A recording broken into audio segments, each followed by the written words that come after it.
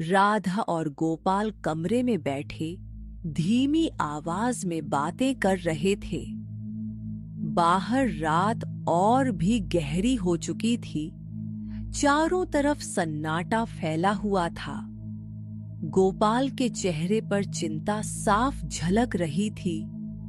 वह धीरे से बोला, क्या सच में वो चली गई? अगर चली गई है तो कहाँ गई? और अगर नहीं गई तो क्या वो यहीं कहीं छुपकर हमें देख रही है? राधा ने हल्की लेकिन भरोसे भरी आवाज में कहा। हाँ, वो यहाँ से जा चुकी है। अब उसके लौटने का कोई सवाल नहीं। अब यहाँ डरने जैसी कोई बात नहीं है।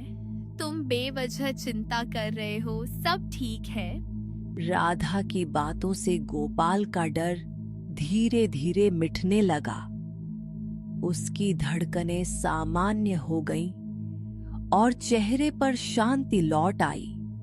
दूसरी तरफ वो चुड़ैल जंगल से भागते भागते बहुत दूर निकल जाती है।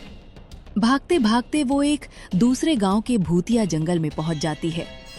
कहते हैं वो जंगल इतना खतरनाक है कि वहां कोई जाने की हिम्मत नहीं करता।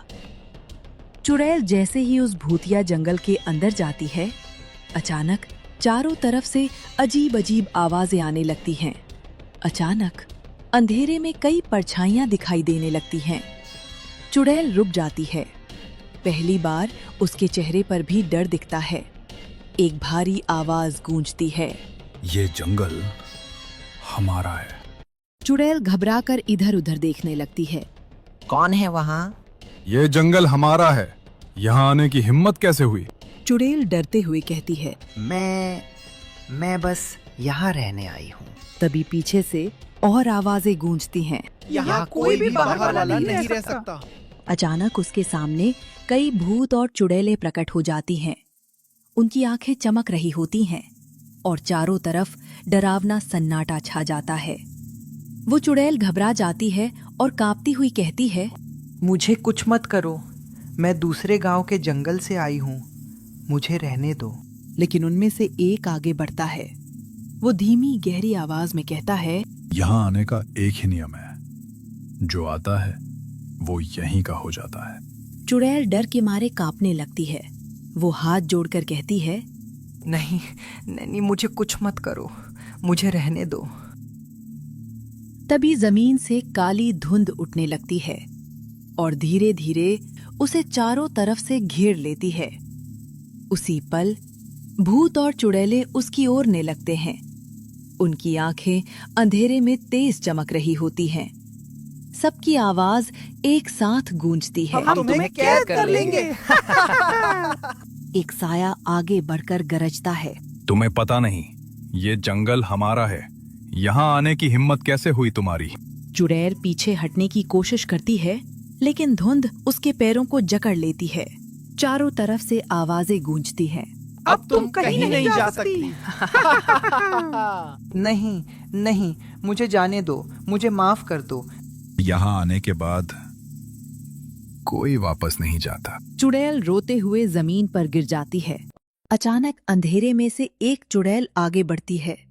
उसकी आंखें लाल चमक रही होती हैं। वो धीमी डरावनी आवाज में पूछती है, क्यों? तुम अपना जंगल छोड़कर यहाँ क्यों आई हो? मैं मजबूर थी। चुड़ैल अपनी कहानी बताने लगती है। मैंने कुछ गलत नहीं किया, लेकिन गांव वालों ने मुझे देख लिया। सबने मिलकर मुझे मशालों से घेर लिया। मैं जितना भागी वो उतना पीछा करते रहे। मैं बहुत डर गई थी, बस जान बचाकर भागी और यहाँ आ गई। मुझे मत मारो, मैं उन गांव वालों से बदला लेना चाहती हूँ। तुम सब मेरी मदद करो। अंधेरे से वही भारी आवाज फिर आती है, बदला तो मिलेगा, लेकिन उसकी कीमत बहुत बड़ी होगी। तुझे हर रात हमें एक शिकार लाकर देना होगा, वरना अगला शिकार तू खुद होगी। हाँ, ठीक है, मुझे मंजूर है। मैं तैयार हूँ। चलो, मेरे साथ चलो, मेरी मदद करो। आज से तू अकेली नहीं है, लेकिन याद रख, अब तू भी इस जंगल का हिस्सा बन चुकी है। हाँ, ठीक है। अब सब मेरे साथ चलो। और वो सभी एक ही दिशा में बढ़ते हैं, गांव की ओर। हवा में धीमी आवाज गूंजती है, आज रात कोई नहीं बचेगा। अगली सुबह गांव में सब कुछ सामान्य था, लेकिन तभी एक आदमी जंगल की ओर जाता है और वो वापस नहीं आता। लोग सोचते हैं शायद वो कहीं रुक गया होगा, पर अगले दिन एक और आदमी जाता है और वो भी गायब हो जाता है। धीरे धीरे यही सिलसिला बढ़ने लगता है। एक एक करके कई लोग गायब होने लगते हैं। पूरे गांव में डर का माहौल छा जाता है। हर घर में चिंता, हर चेहरे पर खौफ। लोग आपस में फुसफुसाने लगते हैं। क्या ये उसी चुड़ैल का काम है? और यहीं से गांव में एक नए डर की शुरुआत होती है। गांव में डर बढ़ता ही जा रहा था। लोग अब शाम होते ही अपने घरों में बंद हो जाते। कोई भी जंगल की तरफ जाने की हिम्मत नहीं करता। तभी एक रात गोपाल को फिर वही आवाज सुनाई देती है। गोपाल। वो एकदम से उठ बैठता है। राधा घबराकर दौड़ते हुए सीधे गोपाल के पास पहुंचती है। फिर वही आवाज। गोपाल धीरे से सिर हिलाता है। इस बार वो डरता नहीं, बल्कि उसकी आंखों में गुस्सा होता है। अब सच पता करना ही होगा। अगली सुबह वो गांव वालों को इकट्ठा करता है। हम ऐसे डर कर नहीं जी सकते। आज रात हम सब साथ मिलकर जंगल चलेंगे। कुछ लोग डरते हैं, लेकिन धीरे धीरे सब मान जाते हैं। रात होती है। हाथों में मशाले लेकर सब लोग जंगल की ओर बढ़ते हैं। जैसे ही वो जंगल के अंदर जाते हैं, अचानक हवा ठंडी हो जाती है और फिर चारों तरफ से वही आवाज गूंजती है। तुम फिर आ गए। लोग डर कर रुक जाते हैं और तभी अंधेरे में कई चमकती हुई आंखें दिखाई देती हैं। गोपाल समझ जाता है, आज असली मुकाबला होने वाला है। तभी अचानक चारों तरफ से काली धुंध उठने लगती है। मशालों की रोशनी धीमी पड़ने लगती है और फिर अंधेरे से परछाइयां उभरने लगती हैं। वही चुड़ैल सामने आ जाती है, लेकिन इस बार वो अकेली नहीं होती। उसके पीछे कई भूत और चुड़ैलें खड़ी होती। चुड़ैल अंधेरे से बाहर आती है।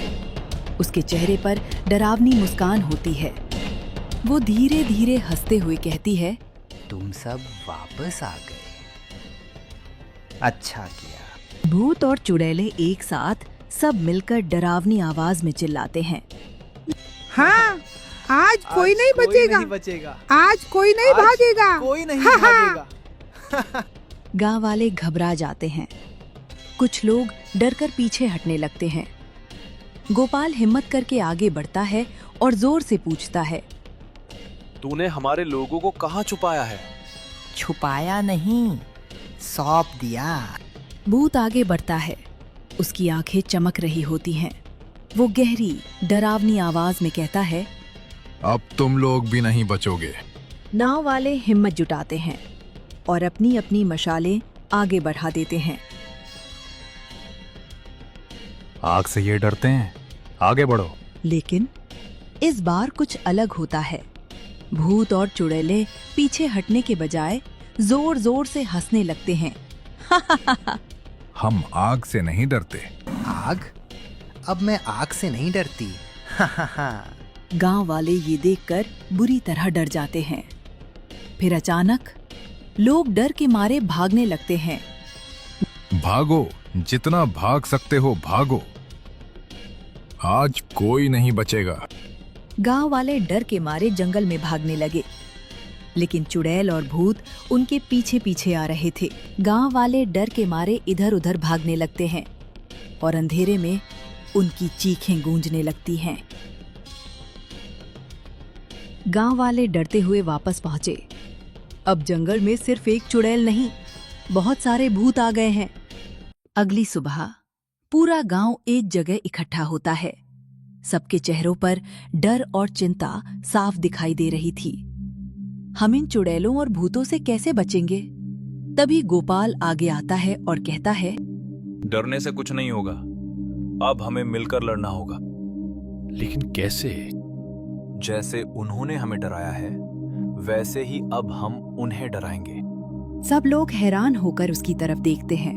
आज रात हम सब भूत और चुड़ैल के कपड़े पहनकर जंगल जाएंगे और उन्हीं पर हमला करेंगे। अगर हम आज डर गए तो ये भूत और चुड़ैलें कभी हमारा पीछा नहीं छोड़ेंगी। अब डरने का नहीं, उन्हें डराने का समय आ गया है। गोपाल की हिम्मत देखकर धीरे धीरे सभी गांव वाले उसकी बात मान जाते हैं। बाकी तुम सब वैसा ही करना जैसा मैं कहूंगा। शाम के समय गोपाल जंगल पहुंच जाता है। सारे भूत और चुड़ैलें उसे देखकर हंसने लगते हैं। चुड़ैल बोलती है, आखिर तू फिर आ ही गया। आज तू नहीं बचेगा। इतना सुनते ही सभी भूत गोपाल पर हमला करने दौड़ते हैं। तभी अचानक पीछे से एक डरावनी आवाज गूंजती है। सब एकदम रुक जाते हैं। रुक जाओ। तभी अचानक एक विशाल डरावना राक्षस बाहर आता है। तुम्हारी हमारे जंगल में आने की हिम्मत कैसे हुई? क्या अपनी मौत को खुद बुलाकर लाए हो? अब इस जंगल से तुम्हारी चीखें ही बाहर जाएंगी। तभी पीछे से और डरावनी आवाजें गूंजने लगती हैं। आज कोई नहीं बचेगा। इतने सारे भूत अपने सामने और इतने सारे भूत और चुड़ैलों को देखकर डरने लगते हैं। फिर अचानक सभी अपनी जान बचाकर भागने लगते हैं। भागते भागते सभी भूत और चुड़ैले किसी तरह गांव की सीमा पार कर जाते हैं। आखिर हमने उन्हें भगा ही दिया। इतना सुनते ही सभी गांव वाले हंसने लगते हैं। भूत गुस्से में चुड़ैल से कहता है, तूने हमें बताया क्यों नहीं कि उस गांव के पास और भी शक्तिशाली भूत रहते हैं? मुझे सच में नहीं पता वो कहां से आए। अब तू हमेशा के लिए इसी जंगल में कैद रहेगी। अचानक उसके पैरों के नीचे से काली धुंध निकलने लगती है। धीरे धीरे वो धुंध उसे चारों तरफ से घेर लेती है। वो हमेशा के लिए उस भूत या जंगल में कैद हो जाती है। अगर आपको हमारी कहानी अच्छी लगी हो तो हमारे चैनल को जरूर सब्सक्राइब करें।